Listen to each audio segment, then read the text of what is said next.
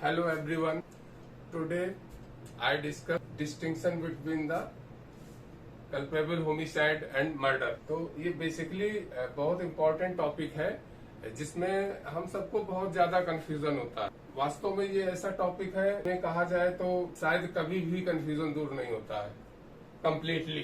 Culpable homicide को IPC के section 299 में डिफाइन किया गया है और मर्डर को सेक्शन 300 आईपीसी में डिफाइन किया गया है। तो जब हम कल्पेबल होमिसाइड को पढ़ते हैं, उसकी डिफिनीशन पढ़ते हैं, तो उसमें देखिए दो चीजें बताई गई हैं कि कोई भी व्यक्ति अगर इंटेंशनली किसी व्यक्ति को इंजरी कॉज करता है या विथ नॉलेज, दो चीजें हैं बेसिकली, इंटेंशन एंड नॉलेज, तब वो क्या करता है, कल्पेबल होमिसाइड करता है। जैसे कि 299 में कहा गया, a person commit culpable homicide if the act by which the death is caused is done. दूसरी तरफ सेक्शन 300 में कहा गया है कि subject to certain exception culpable homicide is murder if the act by which death is caused is done. तो section 300 जो start होता है वो स्टार्टिंग से ही ये कहता है कि जो जितने भी कल्पेबल होमिसाइड हैं वो मर्डर हैं, सारे कल्पेबल होमिसाइड मर्डर हैं। अगर वो जो सेक्शन 300 के एक्सेप्शंस 5 दिए गए हैं उसमें फॉल नहीं करते हैं, मतलब उसमें कवर नहीं करते हैं, तो जितने कल्पेबल होमिसाइड हैं वो मर्डर हैं अगर वो 5 जो सेक्शन 300 के एक्सेप्शंस दिए गए हैं उनके अंतर्गत नहीं आते हैं। एक्सेप्शंस कौन कौन से हैं? पहला है ग्रेव एंड सडन प्रोवोकेशन। अगर जो भी मर्डर किया गया है, जो भी कल्पेबल होमिसाइड है जो मर्डर में कवर हो रहा है, वो कैसे किया गया है, किन परिस्थितियों में किया गया है कि जिस समय ग्रेव एंड सडन प्रोवोकेशन किसी ने दिया है, उस परिस्थितियों के अधीन किया गया है, तो वो कल्पेबल होमिसाइड होगा, ना कि मर्डर होगा। सेकेंड है राइट ऑफ प्राइवेट डिफेंस। अगर प्राइवेट डिफेंस के राइट को यूज करते हुए कल्पेबल होमिसाइड हुआ है तो वो मर्डर में नहीं आएगा। तीसरा है public servant exceeding his power. अगर कोई पब्लिक सर्वेंट, लोक सेवक, उसको जो शक्तियां दी गई हैं वो अपने उन शक्तियों को का पालन करने के लिए पब्लिक इंटरेस्ट में फेथफुली, सद्भावना पूर्वक प्रयोग कर रहा है अपनी शक्तियों का, ऐसी स्थिति में अगर उसको जो शक्तियां दी गई उनको क्या कर रहा है, एक्सीड कर रहा है, उन परिस्थितियों में भी मर्डर जो है कल्पेबल होमिसाइड हो जाएगा। अगर सडन फाइट होता है, नेक्स्ट है सडन फाइट, अचानक लड़ाई झगड़ा वगैरह होता है, उसमें अगर किसी व्यक्ति की डेथ काज होती है किसी के द्वारा, तो ऐसी परिस्थिति में भी वो मर्डर ना होकर कल्पेबल होमिसाइड होगा। Last consent. अगर कोई किसी व्यक्ति ने अपनी डेथ करने की कंसेंट दी है, अपनी मृत्यु कारित करने की सहमति दी है, तो ऐसी स्थिति में भी वो मर्डर के अंतर्गत नहीं आएगा। तो अगर कोई भी मर्डर है वो 5 परिस्थितियों के अंतर्गत जो एक्सेप्शंस दिए गए हैं कवर होता है, तब वो कल्पेबल होमिसाइड होगा, ना कि मर्डर।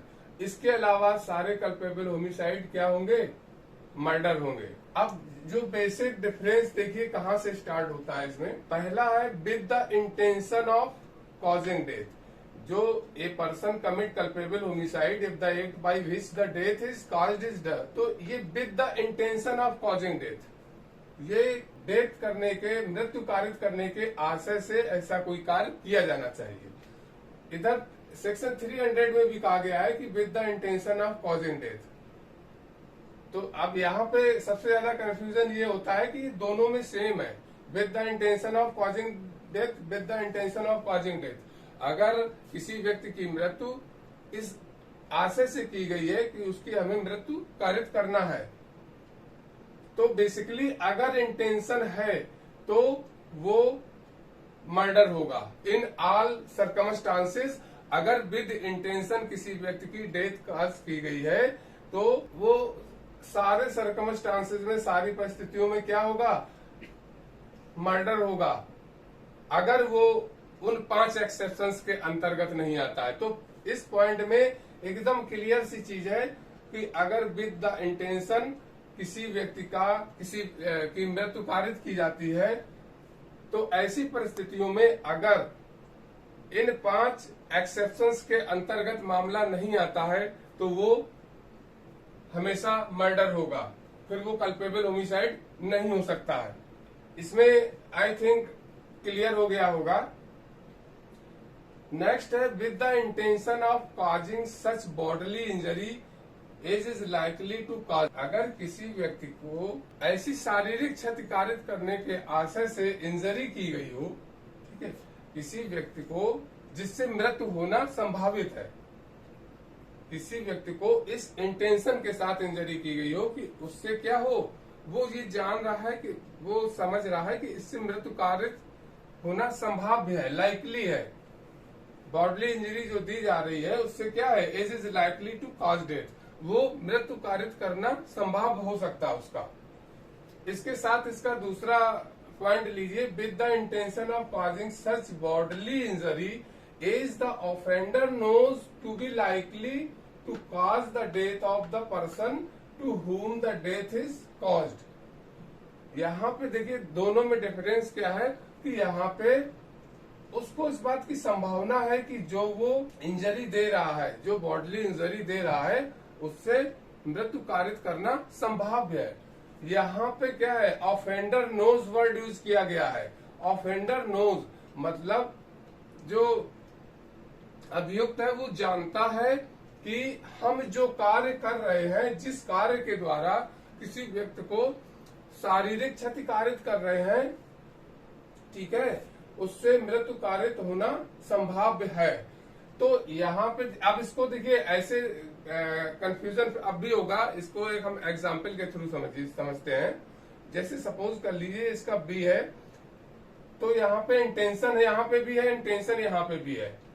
ऐसी कोई शारीरिक क्षति कारित करने का इंटेंशन दोनों जगह है। सिर्फ फर्क कितना आ रहा है कि यहाँ पे वो जानता नहीं है और यहाँ पे वो जान रहा है। जैसे मान लीजिए एक किसी व्यक्ति ने किसी के पेट पे पंच मारा, मुक्का मारा, तो इससे क्या हो सकता है, नॉर्मली किसी के पेट पे मुक्के को मारने से उसको बॉडली इंजरी तो हो सकती है, लेकिन नॉर्मल कंडीशंस में डेथ नहीं होती है। ठीक है, वो ये जान सकता है कि ऐसी बॉडली इंजरी हो सकती है कि इन केस कुछ % ऐसे हो सकते हैं कि डेथ भी हो सकती है, इन जनरल डेथ नहीं होती है। दूसरी ओर इसमें क्या होता है, वो यहाँ पे देखिए फर्क क्या आएगा कि वो व्यक्ति ये जान रहा है जिसने मारा है कि इस व्यक्ति के पेट का ऑपरेशन हुआ है, कोई बड़ा ऑपरेशन हुआ है, अभी कुछ ही दिन हुए हैं, उसके टाके वगैरह काटे गए हैं और अब वो थोड़ा सा अपना उठना बैठना चलना फिरना शुरू किया है। उसको इस बात की पूरी जानकारी है, मतलब ऑफेंडर नोज, मतलब वो जान रहा है, और ये जानते हुए उसने क्या किया, उसके पेट पे 2-3 पंच मारे। तो बस यही डिफरेंस है, यहाँ पे उसको इस बात की संभावना है कि जो बॉडली इंजरी है उससे क्या होगा, as is likely to cause death, उससे मृत्यु कारित होना संभाव्य है। बट यहाँ पे क्या है, ऑफेंडर नोज, वो क्लियर कट जान रहा है, क्या जान रहा है कि हमारे द्वारा दी गई इंजरी से इसकी मृत्यु होना संभावित है। दोनों में फर्क क्या है, यहाँ पे एक नॉर्मल पर्सन को, इसको एक दूसरे तरह से लीजिए, किसी के पेट में पंच मारे या मान लीजिए सर में मारा, कहीं भी मारा, ठीक है, अब उससे बहुत मामूली संभावना है कि मृत्यु कारित हो सकती है। उसका इंटेंशन है ऐसी बॉडली इंजरी दे कि इससे मृत्यु कारित होना संभाव्य है। सिर्फ क्या है, ये उस बात का इंटेंशन रखता है, लेकिन उसमें ये संभावना 100% नहीं है कि मृत्यु कारित कर देगा। यहाँ पे क्या है कि वो जान रहा है कि उसके सिर का बड़ा एक ऑपरेशन हुआ है, ठीक है, अभी चलने फिरने की हालत में हुआ है, और उसके सिर पे 2-4 पंच मार देता है। उसकी डेथ कारित हो जाए। तो यहाँ पे क्या है, वो जान रहा है कि इसका सर इतना कमजोर है, या पेट में मारा, पेट इतना कमजोर है, या कोई भी बॉडी ऑर्गन्स ऐसा है जहां पे अगर वो मारेगा तो उसकी मृत्यु कारित हो जाएगी, उसकी संभावना बहुत अधिक हो गई। तो अगर इस बात की नॉलेज है तब वो मर्डर में फॉल करेगा, और अदरवाइज वो कल्पेबल होमिसाइड होगा। क्योंकि जनरली हमारे जैसे पेट है या और जगह पे बॉडी पार्ट्स कुछ ऐसे होते हैं जो काफी संवेदनशील होते हैं। तो कई बार क्या होता है, वहां पे अगर कोई भी इंजरी होती है तो हमेशा डेथ काज नहीं होती है उससे, लेकिन एक संभावना होती है कि मे भी अगर पेट पे पंच मारा तो हो सकता कहीं किसी इस तरह संवेदनशील पार्ट में लग जाए कि मे भी डेथ काज करे। बट यहाँ पे सिर्फ लाइकली है, ये संभावना है। यहाँ पे वो जान रहा है कि हमारे इस कृत्य से मृत्यु कारित होने की उसकी संभावना बहुत ज्यादा है। क्लियर है? ठीक है। अब इसी का 300 का जो थर्ड पार्ट है वो भी इसी से मैच करता है, उसको भी हमें इसी से टैली करके लेना पड़ेगा। जो इसका थर्ड पार्ट है वो कहता है with the intention of causing bodily injury to a person and the bodily injury intended to be inflicted is sufficient in the ordinary course of nature to cause the death. अब देखिए इसके पहले वाले point में क्या था, offender knows. Offender को ये नॉलेज थी, वो जानता था कि हम जो कार्य कर रहे हैं, किसी व्यक्ति को जो इंजरी कर रहे हैं उससे मालूम है उसका लीवर बढ़ा हुआ है, प्लीहा बढ़ा हुआ है, और उसके बाद वो उसके पेट में पंच ऐसी जगह पे मारता है जिससे उसका लीवर फट जाए या प्लीहा फट जाए और उसकी डेथ हो जाए। ठीक है, तो उसको इस चीज का ज्ञान है। दूसरे पॉइंट में क्या है, वो इस इंटेंशन से बॉडली इंजरी काज करता है जो कैसी है, inflicted is sufficient in the ordinary course of nature to cause the death. प्रकृति के सामान्य अनुक्रम में ऐसी इंजरी क्या है, मृत्यु कारित करने के लिए पर्याप्त संभावना होती है। ठीक है। अब इसमें जैसे देखिए, मान लीजिए इसी का जो 299 है, इसको और इसको मैच करते हैं थर्ड को। तो इसमें क्या है, सपोज करिए किसी व्यक्ति को डंडे से मारा या लाठी से मारा, तो क्या मे भी अगर सर में पड़ जाए या कहीं ऐसे ऑर्गन्स में पड़ जाए तो लाइकली टू कॉज डेथ। ठीक है, हो सकती है। यहीं पे इसके थर्ड पॉइंट में क्या है कि वो जो बॉडली इंजरी दे रहा है वो कैसे दे रहा है, वो sufficient in the ordinary course of nature, मतलब प्रकृति के सामान्य अनुक्रम में उसकी मृत्यु कारित करने के लिए क्या होगा, पर्याप्त होता है। कैसे पर्याप्त होता है कि यहाँ पे मान लीजिए लाठी से या डंडे से या अदरवाइज किसी भी चीज से उसने हिट किया, मारा, तो यहाँ पे में लाइकली मतलब एक संभावना है कि अगर वो कहीं पे ऐसे जगह पे पड़ गई मर्म स्थल पे बॉडी के जहां से डेथ कॉज कर सकता है। लेकिन यहाँ पे क्या है, वो जिस चीज से मार रहा है और जैसे मार रहा है वो प्रकृति के सामान्य अनुक्रम में सामान्यता मृत्यु कारित करने के लिए पर्याप्त होता है। कैसे होता है, कोई व्यक्ति तलवार से किसी के गर्दन पे वार करेगा, ठीक है, या तलवार से किसी व्यक्ति के पेट पे वार करेगा, तो उससे क्या संभावना है, यही sufficient in the ordinary course of nature, ठीक है, टू कॉज द डेथ। मतलब अगर किसी व्यक्ति को तलवार से गर्दन पे वार किया जाएगा तो वो क्या है, प्रकृति के सामान्य अनुक्रम में, मतलब एक नॉर्मली कंडीशन में फिर वो मृत्यु कारित करने के लिए क्या होगा, पर्याप्त होगा। उसमें केवल संभावना की बात नहीं रह जाएगी।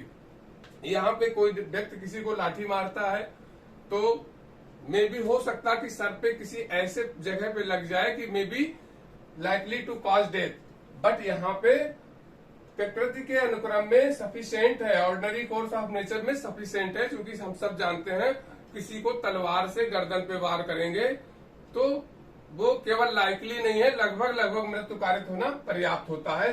तब ये जो है 300 में फॉल हो गया आपका। आई थिंक ये पॉइंट आपके क्लियर हो गए होंगे।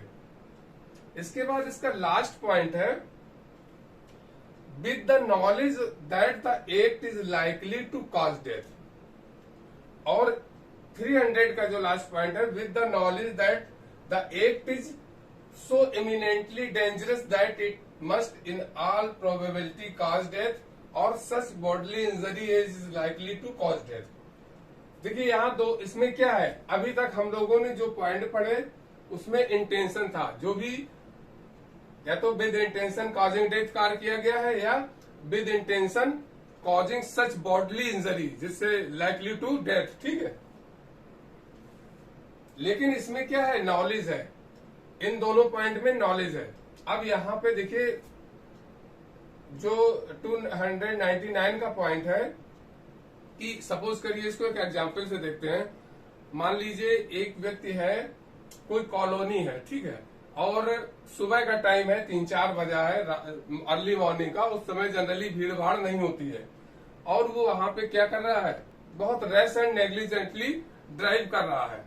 तो उसको ये नॉलेज है कि हम जिस तरह से रैशली नेग्लिजेंटली ड्राइव कर रहे हैं गाड़ी को, तो मे भी कोई व्यक्ति सुबह सुबह आ सकता है कि वो मॉर्निंग वॉक के लिए वगैरह वगैरह, तो मे बी उससे वो हिट हो सकता है। तो एक संभावना है, ठीक है। नॉलेज उसको इस बात की है कि हम इस तरह से रैशली एंड नेग्लिजेंटली ड्राइव कर रहे हैं कॉलोनी के अंदर, हालांकि बहुत सुबह का टाइम है, सन्नाटा है, लेकिन फिर भी कोई व्यक्ति आ सकता है कि मॉर्निंग वॉक वगैरह पे और लाइकली टू कॉज डेथ।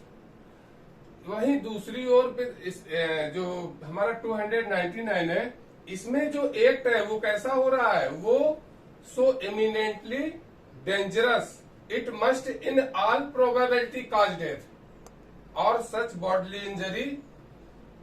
इसमें क्या कर रहा है, वो जो कार्य है वो इतना ज्यादा खतरनाक है, इतना ज्यादा डेंजरस है कि पूरी संभावना है कि पूरी प्रोबेबिलिटी है कि उससे डेथ कारित होगी या ऐसी बॉडली इंजरी होगी कि वो डेथ काज होना संभावित है उससे। अब यहाँ पे क्या है, मान लीजिए कॉलोनी की रोड में या किसी सन्नाटे की रोड में ड्राइविंग कर रहा है व्यक्ति, और उससे कोई व्यक्ति आने की संभावना है, उसको इतनी नॉलेज तो हो सकती है।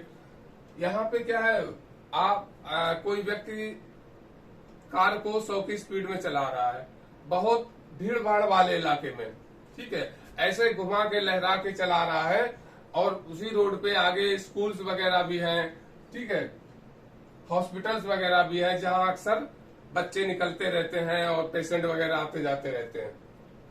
तो अगर ऐसी स्थिति में उसको इस बात की नॉलेज क्या है कि इमिनेंट डेंजरस ये वर्क है जो हम कर रहे हैं, और इससे पूरी संभावना है कि हम किसी को भी हिट कर सकते हैं और उसकी डेथ कॉज कर सकते हैं। तो यहाँ पे भी जो नॉलेज है वो क्या है, यहाँ पे केवल संभावित है। हमारे 299 में यहाँ पे वो कार्य इतना डेंजरस है, उसके बारे में हम जान रहे हैं कि इससे पूरी संभावना है किसी भी कीमत पे हम शायद किसी को बचा नहीं पाएंगे, फिर कंट्रोल नहीं कर पाएंगे अपनी गाड़ी को, ठीक है। तो ऐसी परिस्थितियों में वो मर्डर हो जाएगा।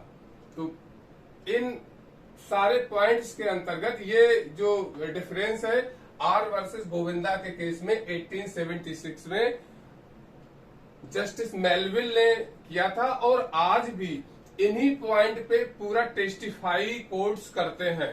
जब भी कल्पेबल होमिसाइड या मर्डर मैटर कल्पेबल होमिसाइड में जाएगा या मर्डर में जाएगा, आज भी इन्हीं पॉइंट्स पे टेस्ट किया जाता है, पूरा टेस्टिफाई होता है कि वास्तव में मैटर किसमें फॉल कर रहा है।